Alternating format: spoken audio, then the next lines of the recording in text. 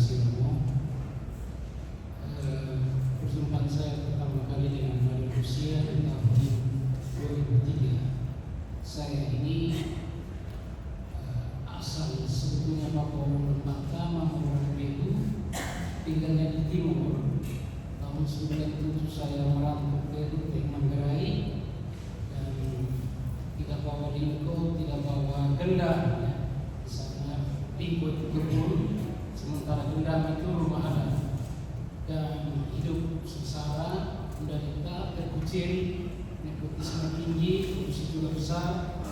Sebagai pendatang yang tersingkir, terburuk dalam hidup. Ketika bertemu Suster Mother Lucia, saya cerita pengalaman saya.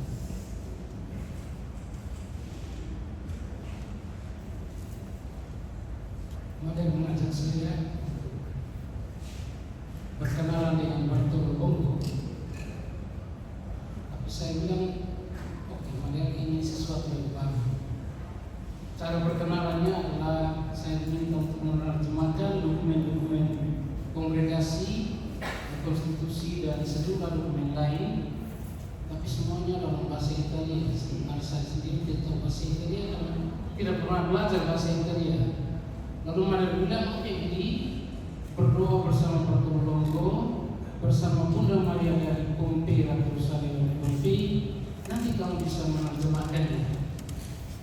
Lalu puji Tuhan, saya dipercayakan oleh Mother Lucia. Saya menerima Bartolo Longo dalam hidup saya berdoa, meminta bantuan Bartolo Longo dengan doa Rosario. Lalu saya supaya bisa terjemahkan, ternyata bisa. Lalu Mother baca teksnya, Mother baca teks yang cocok, pas, dan dokumen-dokumen itu dipakai oleh Mother dan semua suster yang dibimbing oleh Mother Lucia sampai saat ini, dan mereka semua banyak yang sudah berkekal. Sekarang masih ada aspiran, ada postulan, ada novis, dan jumlahnya banyak. Setiap tahun banyak yang dikirim ke luar negeri juga, termasuk sampai di Pompeii. Ya, Mother ya. Saya baru sampai ke Pompeii, tapi dengan membaca dokumen saya merasa sudah berada di Pompeii. Lalu mujizat kedua, karena saya menerjemahkan sejarah hidup Beato Bartolo Longo, saya mengenal dia. Orangnya orang awam, bapak keluarga, tapi seorang lawyer. Jadi saya mau jadi lawyer, saya mau studi hukum. Kemudian saya cerita dengan Mother Lucia. Mother Lucia sudah ada mujizat, sudah bisa terjemahkan dokumen. Sekarang kamu juga lagi ke Bartolo Longo dan doa Rosario Ratu Rosario, pasti ada jalan. Saya tidak punya uang, kalau pendatang ya, dan jika di Manggarai kalau mesti banyak, kalau tidak terkucil juga. Dan memang terkucil.